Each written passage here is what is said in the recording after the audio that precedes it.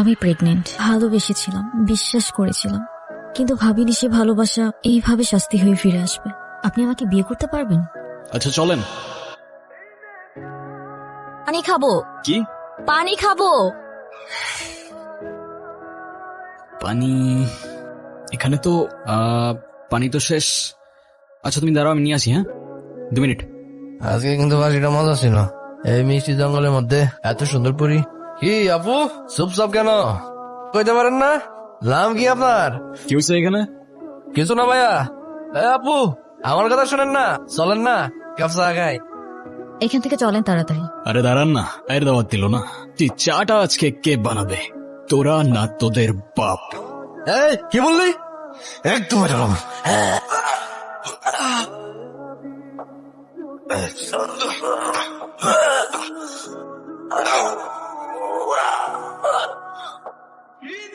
কিরে, লিকারটা কেমন ছিল? করা ভাই। ভাই কি হয় আপনার? আমার ওয়াইফ।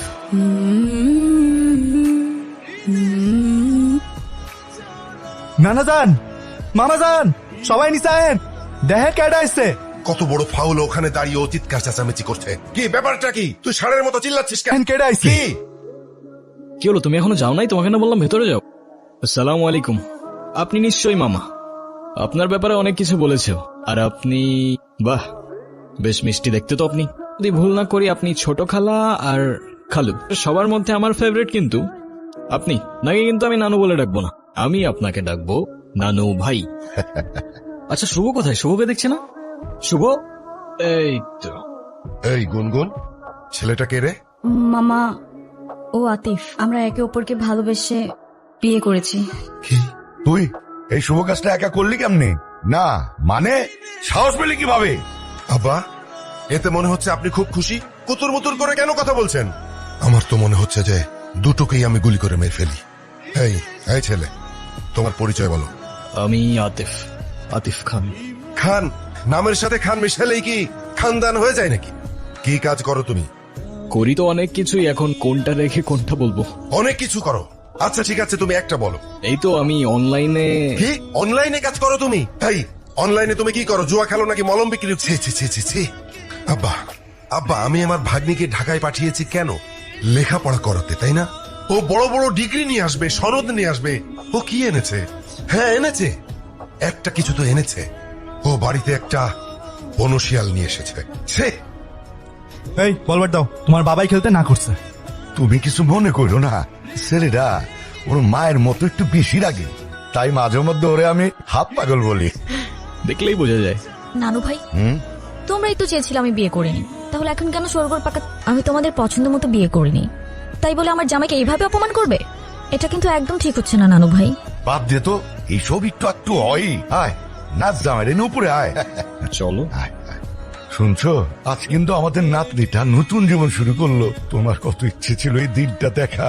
যাক, অন্তত আমি ওর বিয়েটা দেখে যেতে পারলাম। জামাইটা দেখতে কিন্তু রাজপুত্রের মতো, আমাকে ভাই বানিয়ে ফেলেছে। আমি এখন একা নয়। কি কিছু বলবা? না, এই সব কিছুর মধ্যে আমি একটা জিনিস বুঝলাম না। তা কি বুঝতে পারো নাই তুমি? তুমি এইসবে রাজি কেন হলে? এত বড় রিস্ক যদি কেউ জানতে পারে, তাহলে তো তোমারও তো একটা জীবন আছে। তোমার ভয় লাগলো না? আমার জীবন তো রিস্কের উপরেই চলে। তাছাড়াও সবার লাইফের পূর্ণতাতেই তো কারোর না কারোর একটা ইম্পর্টেন্ট ক্যারেক্টার থাকে। কে জানে তোমার লাইফের সেই ইম্পর্টেন্ট ক্যারেক্টার আমি হতেও তো পারে না। Thank you. তোমার মতো মানুষ তাকদীরে থাকলে হয়তো জীবনটা অনেক সহজ হয়ে যেত। তাকদীর, তাকদীরে লেখা ছিল বলেই তোমার সাথে আমার দেখা হয়েছে। কি নানু ভাই? আচ্ছা ভাই, সেটা তো বুঝতেই পারছি। সেখানে গিয়ে বাঘ, ভাল্লুক, হনুমান এ সমস্ত দেখা, আসার সময় একটা শিয়াল ধরে নিয়ে চলে এসেছিস। এই তুই থামবি? ছেলেটা মাত্র খেতে বসেছে, তুই চুপ থাক। তা নানা ভাই, তুমি কি আমার নাতনির সাথে এক ইউনিভার্সিটিতে পড়ো? না না না ভাই। ভার্সিটি? আমার ভাগ্নি প্রাইভেট ইউনিভার্সিটিতে পড়ে। নামের সাথে শুধু খান লাগালে তো আর হয় না, পাশাপাশি বাবার ব্যাংকে মালামাল থাকা লাগে। মামা ইউনিভার্সিটিতে তো পড়িনি, তবে আমিও গ্র্যাজুয়েটেড।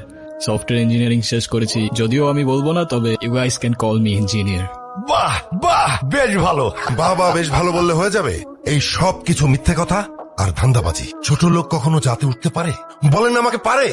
শোনেন, ওই যে একটা কথা আছে না, নদীর পানি কিন্তু সাগরে গিয়ে মেশে, আর কুয়োর পানি সাগর তো দূরের কথা, নদীর ধারে কাছেও তো যেতে পারে না। মামা এটা কিন্তু আপনি ভুল বললেন।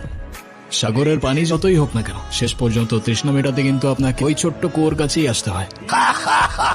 क्या जवाब दिया है मेरा भाई? কি শুনলাম তুমি নাকি ঠিকমতো পড়াশোনা করো? আমার আর পড়াশোনা করতে ভালো লাগে না। পড়াশোনা করতে ভালো লাগে না তো কি করতে ভালো লাগে? ক্রিকেট খেলতে ভালো লাগে। সে তো ভালো কথা। তুমি যদি ভালো করে পড়াশোনা না করো, তুমি বড় হয়ে ক্রিকেট খেলবে কিভাবে? কেন? খেলার মাঠে তো ব্রেইন চাই, আর পড়াশোনা না করলে ব্রেইন কোত্থেকে আসবে? তাহলে এখন আমি কি করব? তুমি এখন থেকে প্রতিদিন ঠিক পড়াশোনা করবে। আচ্ছা। এই রবি, ওর সাথে একটু গল্প গুজব কর না। আমি যখন জামাই ছিলাম, আমাকে তো নানির পরিবার মাথায় করে তো কারণ ছিল আব্বা, সেটা আপনি খুব ভালো করে জানেন। আমাদের বংশের মান মর্যাদা, ধন সম্পদ, নাম ডাক এসবের একটা ব্যাপার ছিল। আমার না আপনার জন্য আফসোস হচ্ছে মামা। If I am not wrong, আমি তোর বুঝতে পারলাম আপনার কাছে খানদান, প্রপার্টিজ, ডাক এসব কিছু ইম্পর্টেন্ট। মায়া, টান, ভালোবাসা এসব কিছু না। আমার ভাগ্নিকে তো বিয়ে করেছো, তা বউকে কি খাওয়াবে? সকাল বেলায় একবার প্রেম, আর রাতের বেলায় এক বাটি ভালোবাসা, তাই তো? আরে মামা, আমারই তো বউ, কতটুকু হবে বলেন? সমস্যা নেই। আর তারপরেও যদি কম পড়ে যায়, একজনে না হয় দুজনে ভাগাভাগি করে নেব। যে সমস্ত মানুষের পকেটে টাকা থাকে না, সবসময় এই সমস্ত ফালতু কথা বলে, ফালতু কথাকার। তুমি এখনো ঘুমাওনি? ঘুম আসছে না। মন খারাপ? এই অভিনয়গুলো দিন আমার জন্য কঠিন হয়ে যাচ্ছে। তুমি চাইলে এখনই সব শেষ করে দিতে পারো। এই মিথ্যে, এই বোঝা আর তোমাকে বইতে হবে না। এতে তোমার জন্যই ভালো। ভালো হতো, কিন্তু তোমার পরিবারের সামনে তোমার সম্মানটুকু তো আমি নষ্ট করতে পারবো না। এই পরিবার আমার পরিবারেরই মতো। এই ঘর, এই দেয়াল, এই পরিবারের মানুষগুলো সব আমি মনে মনে চাইতাম। এখন সবই আছে, কিন্তু কিচ্ছু নেই। এই কে আপনি? কারে চাই? আমি রাফিজ, গুনগুনের বয়ফ্রেন্ড। গুনগুন, কি হচ্ছে এসব? ছেলেটা কি বলছে এ সমস্ত? ও ঠিকই বলেছে, আমি গুনগুনের কিছুই না। আমাদের বিয়ে হয়নি, আর এতদিন যা ছিল তার পুরোটাই ড্রামা। গুনগুন রাফিজকে ভালোবাসে, কিন্তু ও জানতো আপনি এই সম্পর্কটা কখনোই মেনে নেবেন না। ও আপনাকে কখনো বলার সাহস করতে পারেনি। যখন আপনারা গুনগুনের জন্য বিয়ে ঠিক করতে ব্যস্ত ছিলেন, ও কার সঙ্গে ভবিষ্যৎ গড়বে তা খুঁজতে ব্যস্ত ছিলেন। কোনো লড়ছিল একা, আর ওর ভালোবাসার মানুষটাকে বোঝানোর চেষ্টা করছিল যে আমাকে বিয়ে করো, না হলে আমি অন্য কারোর হয়ে যাব। কিন্তু সেদিন সেই মানুষটা চলে গিয়েছিল, আর তার সঙ্গে অনুর ভরসাটাও হারিয়ে গিয়েছিল। আর তাই ও দাঁড়িয়েছিল একা একা মৃত্যুর কিনারায়। তবুও আপনাকে কিছু বলার সাহস করতে পারেনি, কারণ ও জানে ভালোবাসায় বিশ্বাস করেন না। আর তাই সেদিন আমি এসেছিলাম কোনো অধিকার নিয়ে না, বরং এই মেয়েটার সম্মান, একটা নিষ্পাপ, ওর ভালোবাসা আর মর্যাদাটা বাঁচাতে। আর হ্যাঁ, আমি ওর কিছুই না, আমাদের মাঝে কিছুই নেই। এই সবটাই ছিল অভিনয়, আর এই অভিনয়ের শেষটাও আমি লিখে দিয়ে যাচ্ছি। চলে যাচ্ছি আমি। যদি কোনো ভুল করে থাকি মাফ করবেন সবাই।